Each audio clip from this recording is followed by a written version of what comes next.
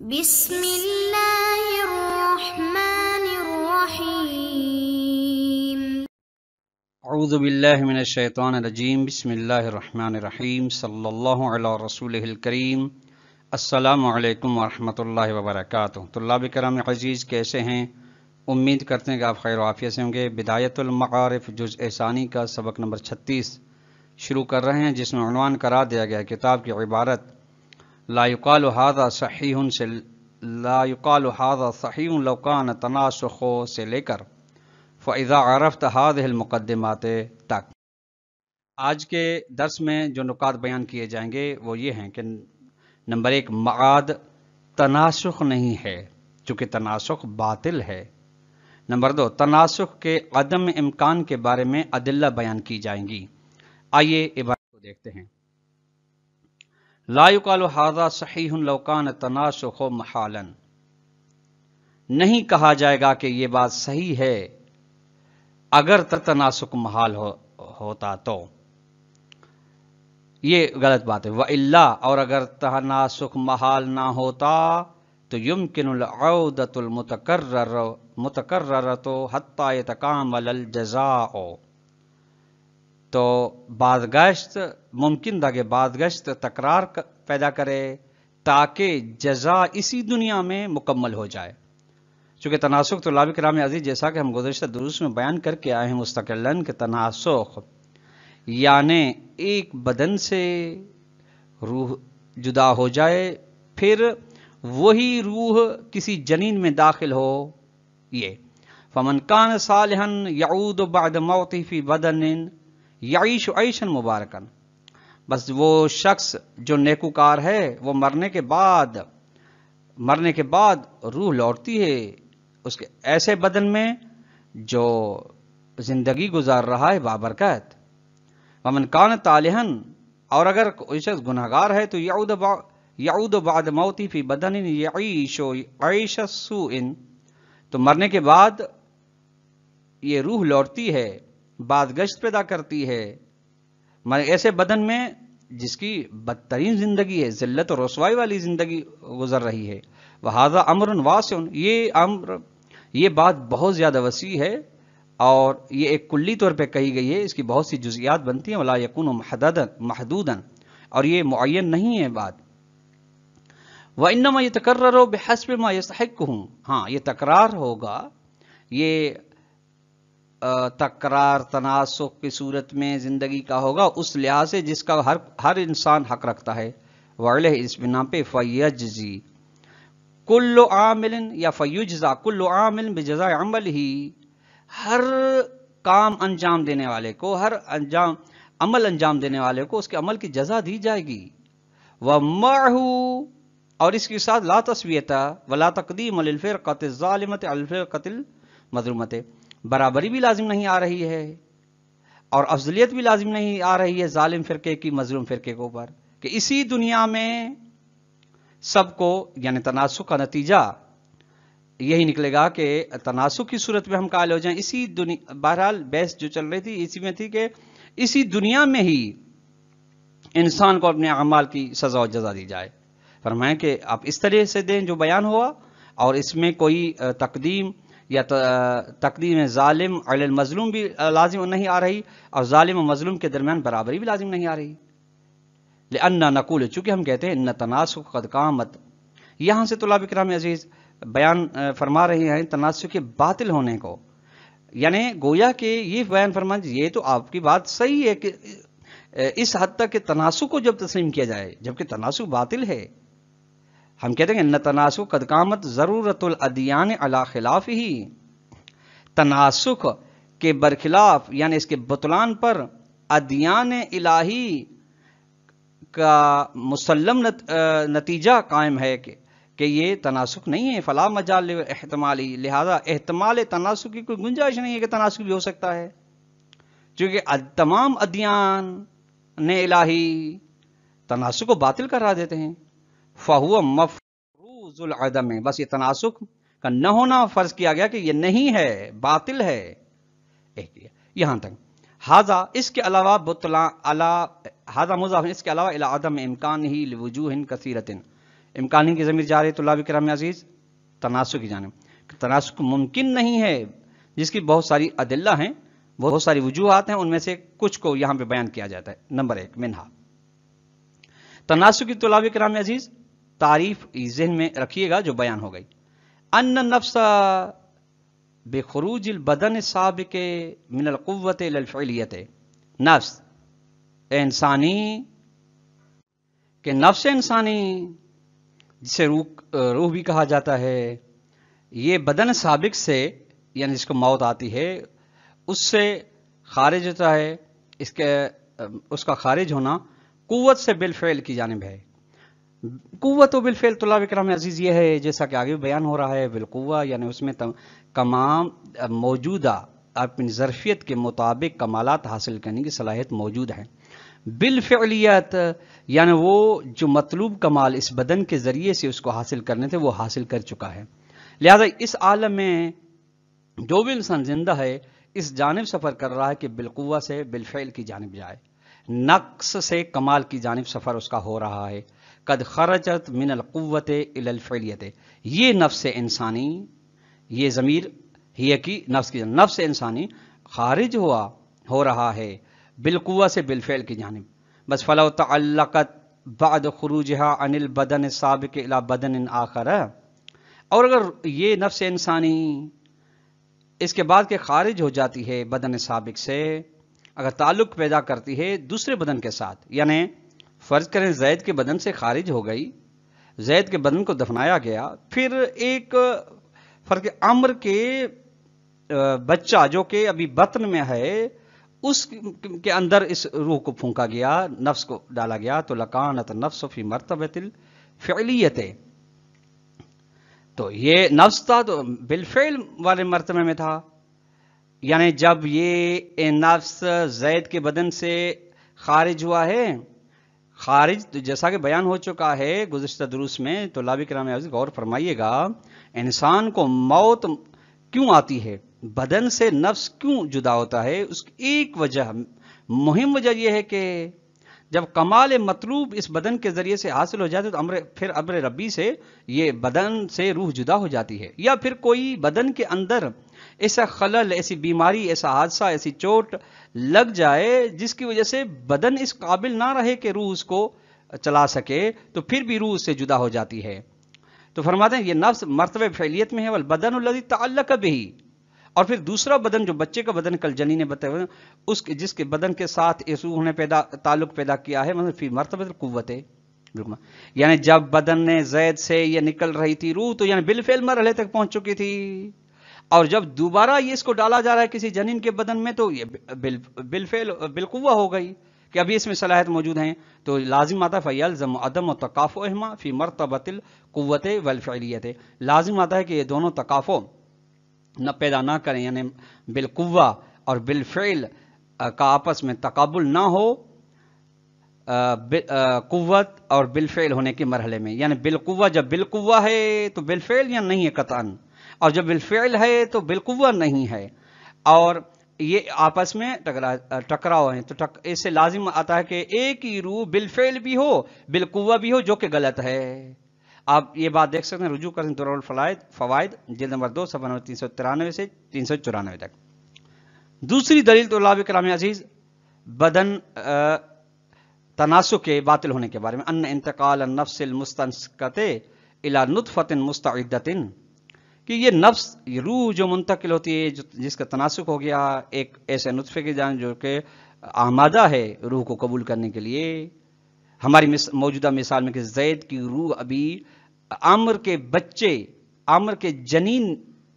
بچے کا جو جنین ہے اس میں داخل ہو رہی، یہ لا یمنع فیضان النفس الابتدائیت، یہ انتقال معنی نہیں بنتا کہ نفس ابتدائیہ روح ابتدائیہ کے فیض رسانی میں کہ اس کو فیض نہ پہنچ سکے، نہیں یہ معنی نہیں بنتا. بس تو پھر نتیجہ اجتماع النفس فی بدن واحد، دو روحیں ایک ہی بدن میں جمع ہو جائیں یہ لازم آتا ہے، وہ مستحیل، اور یہ محال ہے، کیونکہ الامتناع کون شیء ذا ذاتین اعنی ذا نفسین، چونکہ ممنوع ہے کہ ایک چیز کی دو ذاتیں ہوں، دو حقیقتیں ہوں، دو نفس ہوں، دو روح ہوں. وما من شخص، اور کوئی شخص ایسا نہیں، وہ یشعر، در حالانکہ وہ شعور رکھتا ہے کہ بالنفس سے واحدۃ لہو، کہ اس کے لیے ایک نفس ہے، وہ خود ہی ہے، وہ جو در کرتا ہے میں ہوں، میرا کام، میرا کھانا، میرا جانا، میں سمجھ رہا ہوں، میں گناہ کر رہا ہوں، میں ثواب انجام دے رہا ہوں، میں نماز پڑھ رہا ہوں، یہ میں یہ ایک ہی ہے. یعنی اپنے وجدان کے ذریعے سے وہ درک کر رہا ہے کہ ایک ہی ہوں. جب ایک ہی ہوں تو پھر دو نفس کا جو دو نفس کے اجتماع کا لازمہ آ رہا ہے وہ باطل ہے. ومنہا، ایک اور تیسری وجہ، ما اشار الیہ علامۃ الطباطبائی قدس سرہ فی تفسیرہ، وہ بات جس کی جناب علامہ طباطبائی نے اشارہ کیا ہے اپنی تفسیر میں، ہے قال فرماتے ہیں ان تناسک بے تحقیق، وہ تناسک تعلق النفس المستقملۃ بنوع کمالها بعد مفارقتها البدن ببدن آخر محال. یہ محال طلاب کرام عزیز ان کی خبر ہے کہ تناسک محال ہے. کون سا تناسک؟ تناسک یہ ہے کہ وہ نفس جس نے وہ نفس تعلق پیدا کرے، جس نے کمال حاصل کیا ہے، بنوع کمالها، یعنی جو کوئی بھی کسی بھی قسم کا جس نے کمال حاصل کیا جو اس کا مطلوب کمال تھا، بعد مفارقت البدن، ایک بدن سے جدا ہونے کے بعد یہ نفس تعلق پیدا کرے بھی بدن آخر، دوسرے بدن کے ساتھ. یعنی نفس نے ایک بدن کو اپنا ذریعہ بنایا تاکہ کمال حاصل کرے، اور وہ کمال حاصل کر رہا جب وہ بدن سے جدا ہو نفس اور روح تو دوسرے بدن میں داخل ہو جائے. یہ محال ہے، ممکن نہیں. جیسے کہ جنین کی مثال دی، فإن هذا البدن إن كان ذا نفس استلزم تناسخ تعلق نفسین ببدن واحد. اگر یہ بدن ایک نفس والا ہے، یعنی ایک نفس سے ایک روح اس کے درمیان اندر، تو لازم تناسخ کا لازمہ یہ نکلتا ہے کہ دو نفس تعلق پیدا کریں ایک بدن کے ساتھ، وہ وحدت الکثیر و کثرت الواحد. یہ یعنی متعدد چیزیں ایک ہو جاتی ہیں اور ایک چیز میں کثرت لازم آتی ہے. وَإِن لَمْ تَكُنْ ذا نفس، اور اگر ایک نفس نہیں ہے اس کو تو استلزم رجوع ما بالفعل الى القوت، لازم آتا ہے کہ ما بالفعل، جو بالفعل مرحلے تک روح پہنچ چکی تھی وہ پھر جنین کے بدن میں آ کے بالقوہ کی جانب پلٹ کے آئے. یعنی اس کا قہقری سفر پھر شروع ہو جائے. جب اس بدن فلاں زید کے بدن میں تھی تو جب وہ بدن سے جدا، بدن زید سے جدا ہو رہی تھی تو وہ بالقوہ بالفعل مرحلے تک کامل طور پہ پہنچ چکی تھی. اور جب تناسخ کو اگر تسلیم کیا جائے جو دوسرے بدن جنین کے بدن میں داخل ہو رہی ہے تو یعنی وہی آغازین سفر پھر سے شروع کرے گی جو کہ بالقوہ والا ہے. یہ باطل ہے. تفصیل میزان جلد 1 صفحہ نمبر 211. وَيُمْكِنُ أَيْضًا اجتماع يمكن ایضاح امتناع رجوع ما بالفعل لقوت بما فی المبدأ والمعاد. ممکن ہے وضاحت دینا اس چیز کی کہ ممنوع ہے کہ ما بالفعل یعنی بالفعلیت میں پہنچنے والی روح وہ پھر بازگشت کرے بالقوہ کی جانب. ممکن ہے اس کی وضاحت دی جائے اس بات کے ذریعے سے جو کتاب مبدأ و معاد میں ہے، وہ یہ ہے کہ من ان نفس ما دامت تکون بالقوت، نفس انسانی، روح انسانی جب تک بالقوہ ہے، یمکن لها اکتساب ای مرتبۃ شاءت، تو اس کے لیے ممکن ہے جس بھی قسم کا مرحلہ کسب کرے، حاصل کرے، سعادت کا یا شقاوت کا وہ حاصل کر سکتا ہے، اس میں صلاحیت موجود ہوتی ہے. لمکان استعدادها، کیونکہ اس کے میں اندر استعداد موجود ہوتی ہے. قبل سیرورتها بالفعل شیئا من الاشیاء المتحصلۃ، یعنی یہ کر سکتی ہے، اس کے اندر صلاحیت موجود ہے اس سے قبل کہ وہ بن جائے بالفعل کوئی چیز، اشیاء حاصل شدہ میں سے کوئی چیز. یعنی بالفعل کے مرحلے سے پہنچنے سے پہلے وہ جب تک بالقوہ کے مرحلے میں ہے ہر چیز کو کسب کرنے کی اس کے اندر صلاحیت موجود ہوتی ہے. وَإِمَّا إِذَا صَارَتْ مُصَوَّرَةً بِصُورَةٍ فِعْلِيَّةٍ، لیکن یہ نفس انسانی، روح انسانی جب پہنچ گئی، جس کی تصویر بن گئی بالفعل تصویر، یعنی بالقوہ سے بطور کامل خارج ہو کے بالفعل والے مرحلے میں پہنچ گئی، جو اس کا مطلوب کمال تھا بدن کے ذریعے سے حاصل کر لیا. واستحکمت فعلیتها، اس کی فعلیت مضبوط ہو گئی، مستحکم ہو گئی، ورسوخ اور نافذ ہو گئی. راسخ ہوئی، وقوّا تعلقہا، اور اس کا تعلق بدن کے ساتھ قوی ہو گیا، وَلَسَوْقُهَا بِالنَّفْسِ، اور وہ اس بالفعل کا تعلق جڑ گیا، بن گیا تعلق نفس کے ساتھ، تو فَاسْتَقَرَّتْ عَلَىٰ ذَلِكَ الْمَرْتَبَةِ، تو یہ نفس انسانی اس بھی مرتبہ قائم ہو جاتی ہے، رک جاتی ہے، بطل عنہ الاستعداد الانتقال ہو، اب اس کے اندر آگے ترقی کی، آگے کمال حاصل کرنے کی گنجائش نہیں ہوتی، اور باطل ہو جاتا ہے اس کے بارے میں استعداد الانتقال، یہ صلاحیت کے منتقل ہو سکے من النقص الى الکمال، نقص سے کمال کی جانب، یعنی جو حرکت ہو رہی تھی بالقوہ سے بالفعل وہ رک جاتی ہے چونکہ کمال مطلوب حاصل ہو گیا، والعبور من حال الى حال، یہ بند ہو جاتا ہے کہ ایک حالت سے تجاوز کرے دوسری حالت کے، فإن الرجوع الى الفطرة الاولى، اور کہ یا بے شک کیونکہ رجوع پہلی فطرت کی جانب، فطرت اولیہ کی، فطرت اولیہ کی تفسیر یہ ہے طلاب، والعود الى المرتبة التراب، کہ وہ مٹی والی حالت جو پہلی حالت تھی بالقوہ اس کی جانب لوٹ جائے، والحیولانی، یہ مرتبہ تراب کی پھر تفسیر ہے،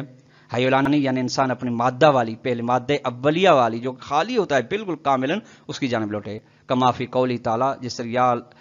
یہ خدا کے قول میں ارشاد، لیتنی کنت ترابا، کاش میں مٹی ہوتا، یہ مجرد تمنی امر مستحیل، یہ خالی تمنا ہے جو کوئی انتہائی محال کام ہے کہ کاش میں مٹی ہوتا، یہ انسان جو اپنے مرحلے تک پہنچ چکا ہے بالقوہ سے بالکل وہ تمنا کر رہا ہے، کما مرت جیسا کہ یہ بات گزر گئی ہے، والمحال غیر مقدور علیہ، محال کے ساتھ قدرت الہی تعلق پیدا نہیں کرتی، مبدا و معاد صفحہ نمبر 353 سے 354 تک، ہذا یہ اس کے ہذا مضاف، اس کے علاوہ یہ کہ احتفاف الدنیا بانواع المصیبات والآلام التي لا تکون معها لائقۃ لجزاء الاولیاء والانبیاء والصالحین، اس کا یہ ہے کہ یہ دنیا محفوف مقرون ہے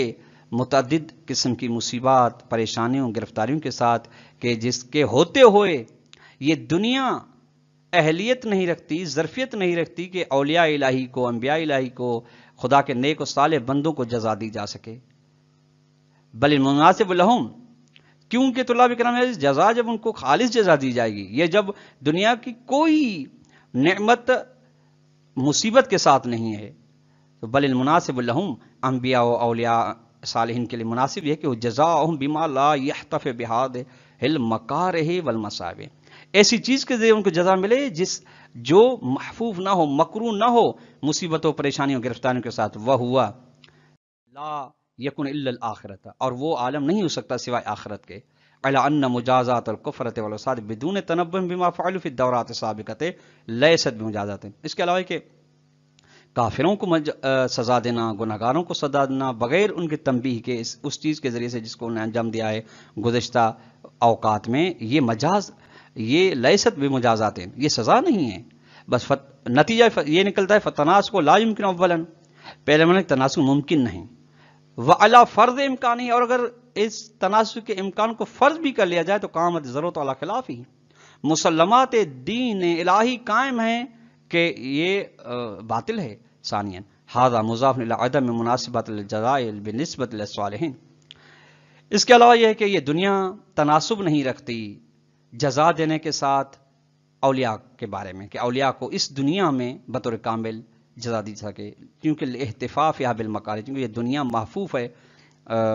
مکروہات، مصائب و پریشانیوں کے ساتھ، وبالنسبۃ للصالحین، اور صالحین کی بنسبت نہیں دی جا سکتی نسبت جزا، لغفلت من المکافات، چونکہ وہ غافل ہیں مکافات سے، انجام دہی سے، ومضافاً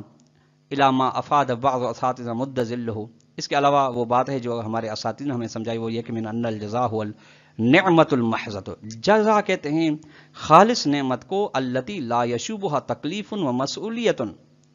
کہ جس کے اندر تکلیف و درد و ذمہ داری نہ ہو، وہ نعم دنیاویۃ لیست کذالک، کوئی بھی دنیاوی نعمت نہیں ہے ایسے جس کے اندر تکلیف نہ ہو، سابق میں یا لاحق میں تکلیف ہے، ہر نعمت کے بعد ذمہ داری عائد ہوتی ہے، لعدم خلو یعنی تکلیف مسئولیت، چونکہ کوئی بھی نعمت تکلیف و مسئولیت و ذمہ داری سے خالی نہیں، کمال اکفا، جس کے بات یہ واضح حدیث کی روح سے حدیث نے بیان کی ہیں کہ ہر نعمت کے اوپر آپ کے شکر لازم آتا ہے، پھر آپ کو ذمہ داریاں عائد ہوتی ہیں، شکر عملی کے طور پر کمال ایک فضل کے بذات یہ واضح ہے۔ طلاب کرام عزیز، آج کا درس اپنے اختتام کو پہنچا۔ اگر ہم سوال دینا چاہیں تو سوال نمبر 1 یہ بنے گا کہ تناسخ کے بطلان کے بارے میں کوئی بھی 2 ادلہ کی اختصار کے ساتھ وضاحت فرمائیں۔ نمبر 2 کہ علامہ طباطبائی نے تناسخ کے بارے میں جو اپنی تفسیر میں بیان کیا ہے اس علامہ طباطبائی کے نظریے کو اختصار کے ساتھ بیان کریں۔ والسلام علیکم ورحمۃ اللہ وبرکاتہ۔